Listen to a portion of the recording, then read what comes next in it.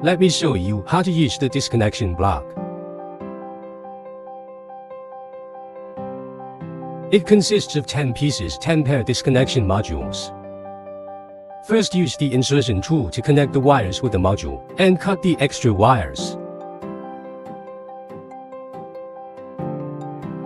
The block is suitable for xDSL circuit. Next, confirm that the wires are securely fixed and adjust them.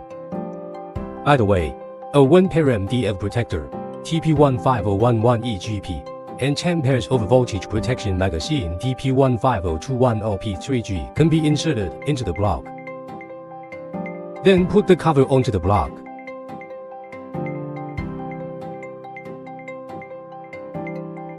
It's completed.